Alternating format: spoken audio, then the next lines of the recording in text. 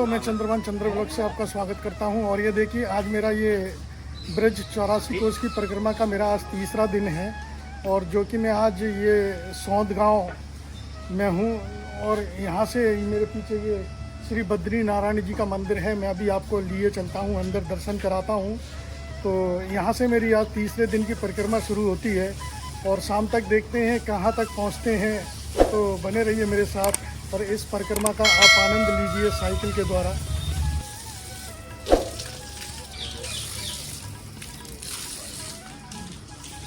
एक बहुत ही बद्री नारायण का विशाल मंदिर है। दर्शन कराते हैं आपको, हम भी दर्शन करते हैं।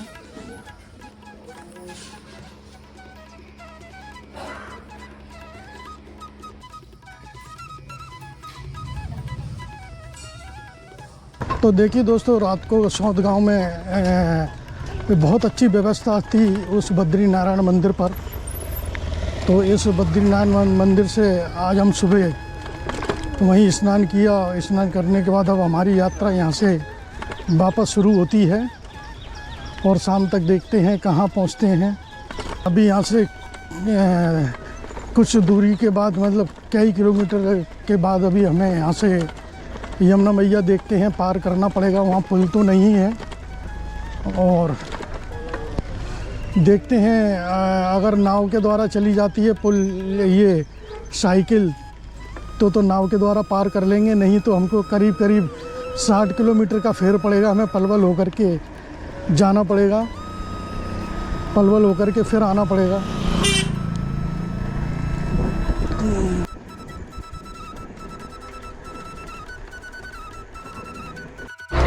अभी दोस्तों देखिए, जो आगरा दिल्ली हाईवे था वो हमने क्रॉस किया। क्रॉस करने के बाद हमने बंचारी को भी क्रॉस कर दिया है और अब बंचारी से आगे चलते हैं हसनपुर के लिए। हसनपुर से आगे माँ यमुना मैया हमें पार करना पड़ेगा। इस समय दोस्तों हम डकोरा गांव से होके गुजर रहे हैं। राधे राधे।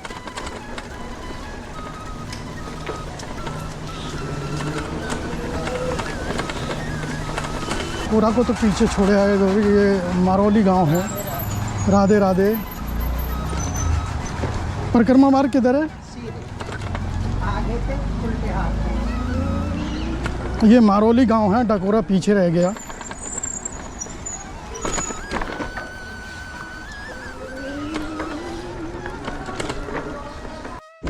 तो देखिए दोस्तों, हम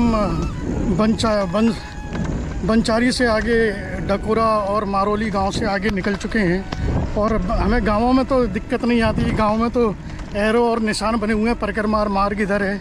लेकिन जब हम खुले में चलते हैं, बिल्कुल गांवों को छोड़ने के बाद, अगर कहीं दो रोड हो जाते हैं तो वहाँ हमें दिक्कत आती है कि किधर जाना है किधर नहीं जाना है। फिर हमें इंतज़ार करना पड़ता है कि कोई आए और उनसे हम पूछें, और फिर पूछने के बाद ही हम आगे बढ़ते हैं। क्योंकि क्या फ़ायदा फिर हमको वापस उल्टा लौट करके आना पड़े। ये दोस्तों, इस समय हम खाम्बी गांव आ चुके हैं और खाम्बी गांव में जो कथावाचक है देवी चित्रलेखा जी, ये उनका चैतन्य कुटीर आश्रम वर्ल्ड संकीर्तन टूर ट्रस्ट और गौ सेवा हॉस्पिटल है। बराबर से ये परिक्रमा मार्ग है। दोस्तों देखिए, हम ब्रज 84 कोस परिक्रमा के अंतर्गत ये खाम्बी गांव आ चुके हैं। और ये मेरे पीछे आप देख रहे हैं ब्रज खम्ब प्राचीन मंदिर है ये। तो चलिए चलते हैं और अंदर दर्शन करते हैं।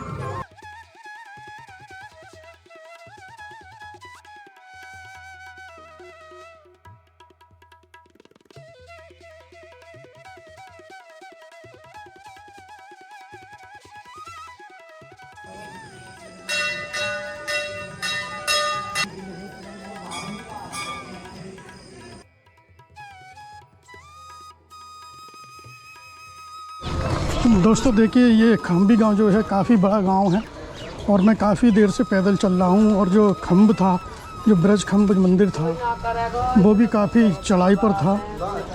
तो मुझे पैदल साइकिल को चढ़ा करके लेके जाना पड़ा। और अभी मैं काफ़ी दूर से पैदल ही चला आ रहा हूँ घने। और राधे राधे भैया, राधे राधे बेटा। दोस्तों देखिए, खम्बी गांव के बाद रोड नहीं है और ये खरंजा टाइप का एक रास्ता है और कम से कम 2 किलोमीटर से मैं इसी रास्ते पर चल रहा हूँ। तो देखते हैं कहाँ से हमें रोड मिलेगा, क्योंकि इन रास्तों पे चलने से साइकिल जब हम चलाते हैं तो जो मेरा लगेज है वो जंप करता है। यमुना से पहले ये आखिरी गांव है हसनपुर और इस गांव के बाद हमको यमुना मैया जी पार करनी पड़ेंगी। देखते हैं वहाँ क्या व्यवस्था है, ऐसा ना हो कि हमको वापस लौट के आना पड़े। तो हम जमुना पे चलते हैं, सामने जमुना है और ये पगडंडी द्वारा ये खरंजे वाला परिक्रमार्थियों के लिए रास्ता बनाया हुआ है। तो अभी हम कुछ ही समय में पुल पर पहुंचते हैं। पुल वहाँ बनना है। पुल बनने के बाद फिर आगे परिक्रमार्थियों के लिए समस्या नहीं रहेगी कि आपको बोट के द्वारा पार करना है, सीधे पुल के द्वारा आप जा सकते हैं। हम परिक्रमा में जो 84 कोस की परिक्रमा कर रहे हैं, तो इस यमुना नदी पर अभी ये मेरे पीछे ये पुल बन रहा है। तो आने वाले समय में ये समस्या ख़त्म हो जाएगी। पुल के द्वारा आप इस नदी को, मैया जी को पार करके जा सकते हैं। तो दोस्तों इस समय ये बोट है, इस बोट के द्वारा हमारी जो साइकिल है, और देखिए यहाँ और भी जो यहाँ के आसपास के गांव के लोग हैं, इस बोट के द्वारा ही अपने वाहनों को इधर से उधर लेके जाते हैं और लेके आते हैं। तो चलिए चलते हैं दोस्तों, इस परिक्रमा को पूरा करते हैं और वापस आगे बढ़ते हैं।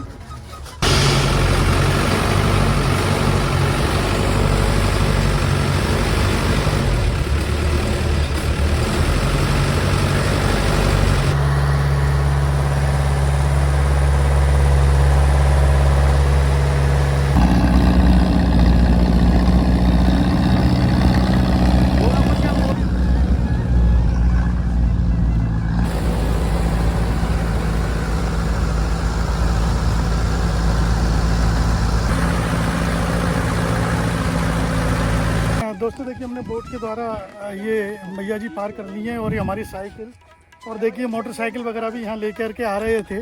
तो हमसे यहाँ लिए हैं 50 रुपये, 20 रुपये सवारी के हिसाब से लेते हैं और 30 रुपये मेरी साइकिल के, इसलिए मुझे 50 रुपये पे करना पड़ा।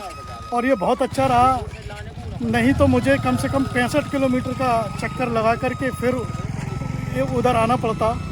तो ये यमुना जी की रेती हैं, इस रेती में से होकर के हमें साइकिल लेके जाना पड़ रहा है।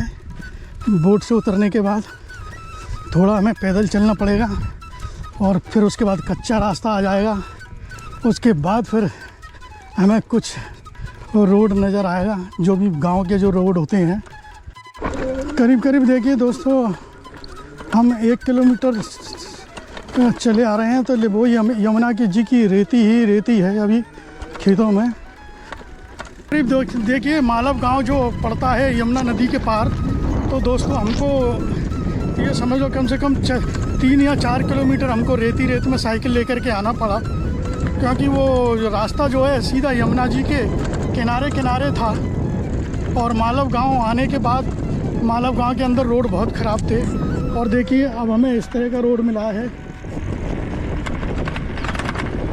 तो देखिए, इस समय हम ब्रज 84 कोस की परिक्रमा के तहत ये एक गांव है नौ झील के पास, ये सामने मेरे पुलिस चौकी के बराबर में ये मंदिर है। इस मंदिर में हमने करीब 2 घंटे विश्राम किया और विश्राम करने के बाद अब हमारी यहाँ से यात्रा बलदेव के लिए जारी रहती है। बलदेव यहाँ से 72 किलोमीटर की दूरी पर है। तो चलिए बने रहिए मेरे साथ इस ब्रज 84 कोस की परिक्रमा में और मैं आपको ये मंदिर अंदर से दिखलाता हूँ।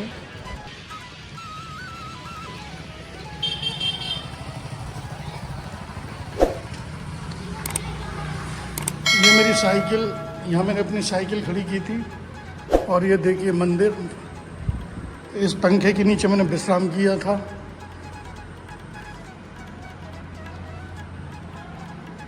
अभी यहाँ कोई रुका नहीं है। अभी जब मैं आया था तो यहाँ महाराष्ट्र का एक ग्रुप रुका हुआ था, पूरी बस रुकी हुई थी यहाँ। और ये हवन कुंड, शिव परिवार,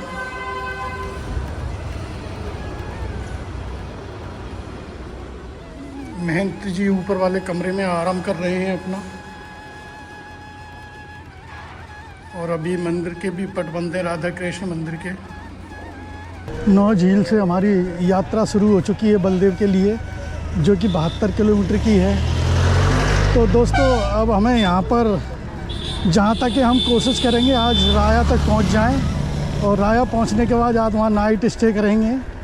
झील से हम चले थे तो ये 2 भाई हमको मिले हैं, इन्होंने हमें रास्ते में रोका और हमारे पास पानी नहीं था तो पानी की व्यवस्था इन्होंने की, और खाने पीने के लिए भी बोल रहे थे। तो खाना तो अभी मैं खा करके ही चला था। तो भैया जी आपका शुभ नाम? सचिन कुमार। आप भैया? आदि। तो ये आदिल जी हैं? आदि आदि ये सचिन कुमार, इनसे मिलके बहुत खुशी हुई और इन्होंने मेरे लिए पानी ला के दिया।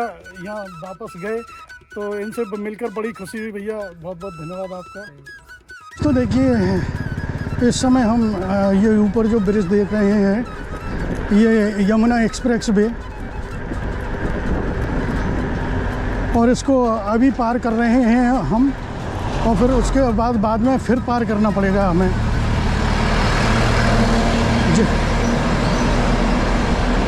जब हम बलदेव से उधर जाएंगे तो पार करना पड़ेगा। कैलाश मंदिर के लिए आगरा जाएंगे।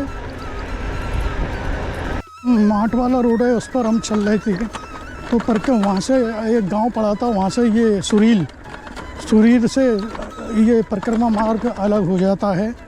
और जब ये रोड आ गया है तो ये रोड ऐसा है कि भैया इस पर तो बहुत दचके लग रहे हैं।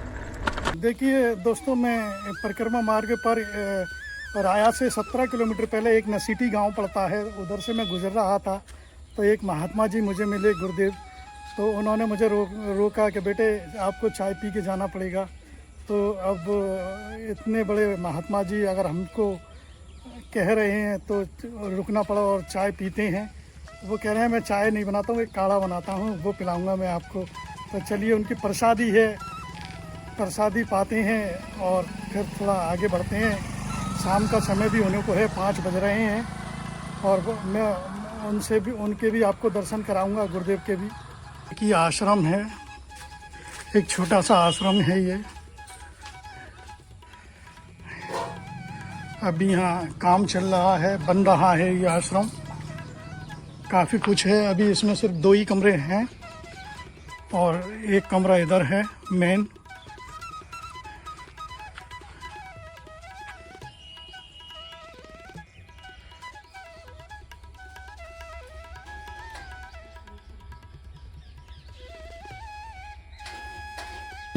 ये कि इन्होंने काढ़ा बनाया है और काढ़ा पीते हैं। जी इस आश्रम के बारे में बताएंगे, कौन सी जगह स्थित है और किस नाम से है? ये 84 कोस परिक्रमा मार्ग, श्री गोपाल आश्रम, बाबा राम खिलारी दास काढ़े वाले। तो महाराज जी आपसे मिलकर बहुत खुशी हुई, और आपने प्रसादी में जो हमें काढ़ा पिलाया हम हमेशा याद रखेंगे उसे। जय श्री राधे। जय श्री राधे। उस आश्रम में जो महाराज थे उन्होंने मेरे लिए काढ़ा बनाया कि नहीं बेटा आपको पी के जाना पड़ेगा, आपको मैं चक्का अपने हाथ से बना के पिलाऊंगा। और मुझे बहुत ही एक आनंद अनुभूति होती है कि कोई राधा रानी का भक्त मिला।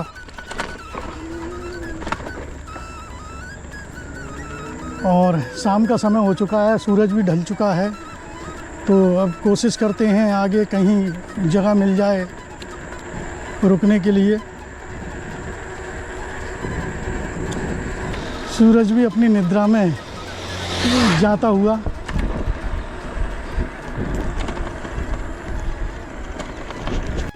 देखिए दोस्तों, आज हम लेट हो गए हैं, शाम के 6 बजने को हैं, 5:30 पौने 6 बज रहे हैं, और सूरज भी लगभग ढल चुका है। तो अब हमें कोशिश यही करनी है कि कहीं जगह मिल जाए हमें विश्राम की। देखिए दोस्तों, हम राया पहुंचने वाले हैं कुछ ही समय में, और रात हो चुकी है। आज हम यहाँ स्टे करेंगे रात को, और सुबह हमारी यात्रा शुरू हो जाएगी। तो उसको भी हम कल इसी पार्ट में दिखलाएंगे, क्योंकि यहाँ से 15 किलोमीटर की दूरी पर है बलदेव। तो हम 1.5 घंटे में बलदेव पहुँच जाएंगे, जहां हम इस वीडियो को और इस यात्रा को समाप्त करेंगे। आज मेरा यहाँ चौथा दिन था परिक्रमा का। तो ये सुबह के अभी 7 बज रहे हैं और मैं इस समय राया में हूँ। राया में एक बगीची है, बगीची में रुका हुआ था क्योंकि मुझे यहाँ रात शाम के 7 बज गए थे, अंधेरा हो गया था। और यहाँ से जो है बलदेव जो है 15 किलोमीटर की दूरी पर है। तो दोस्तों मैं अब बलदेव के लिए चलता हूँ जहाँ पर मुझे अपनी ये ब्रिज 84 कोस की यात्रा समाप्त करनी है। तो उसी के साथ मेरी यह यात्रा पूरी हो जाएगी। तो चलिए, जय श्री राधे। ये देखिए, इस समय मैं राया में हूँ और ये सामने बगीची थी, तो बगीची से मैं निकल के जा रहा था। तो ये भैया जी हैं, इन्होंने मुझे रोक लिया और चाय के लिए ऑफ़र किया। तो चाय पीते हैं। भैया जी, आपका शुभ नाम? मेरा नाम योगेश कुमार। इनका नाम योगेश कुमार जी है। तो भैया जी, आपसे मिलकर बड़ी खुशी हुई और अब मिलते ही रहेंगे। और इन्होंने मेरा चैनल भी सब्सक्राइब कर दिया है और मेरा चैनल देखते रहेंगे। तो सपोर्ट के लिए बहुत बहुत धन्यवाद। राया से हमारी यात्रा शुरू हो चुकी है बलदेव के लिए, जो कि यहाँ से 15 किलोमीटर की राइड है। तो देखते हैं अभी कितनी देर में पहुँचते हैं। तो कोशिश हम करते हैं कि आज अगर बलदेव से निकल गए तो आज ही हम अपने घर भी पहुँच जाएंगे। और मुझे खुशी इस बात की है कि आज हमारी यह राइड भी, ये 84 कोस की परिक्रमा भी पूरी होती है।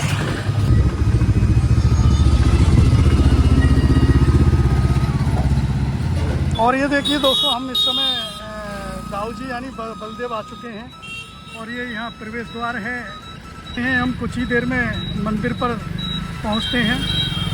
बलदेव में इस समय हमने प्रवेश कर लिया है।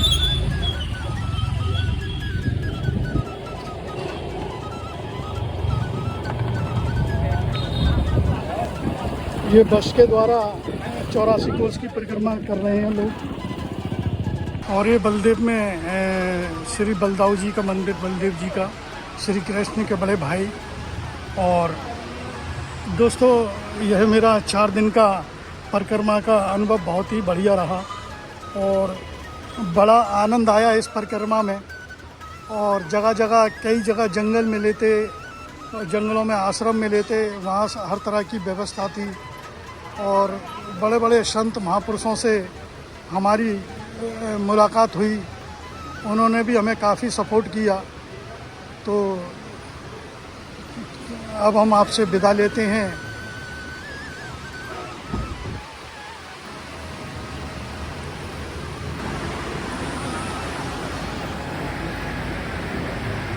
देखिए, आज मेरी ये ब्रज 84 कोस की परिक्रमा पूर्ण होती है।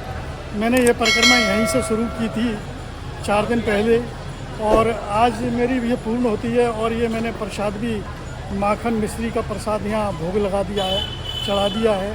तो ये दाऊ जी महाराज मेरे ऊपर ऐसी ही कृपा बनाए रखें और इसी तरह से मैं यात्रा करता रहूं। और आने वाले समय में फिर से मैं हो सकता है यहाँ परिक्रमा करने आऊँ। तो दोस्तों, यह है मेरा ब्रज 84 कोस की परिक्रमा का वीडियो। ये मेरा लास्ट पार्ट था। मैं यहीं इस वीडियो को विराम देता हूँ। और दोस्तों, यह यात्रा मेरी पसंद आई हो तो लाइक और शेयर और सब्सक्राइब करना प्लीज़ प्लीज़। तो धन्यवाद। और आपके लिए लाता रहूँगा एक से एक और बढ़िया से बढ़िया वीडियो।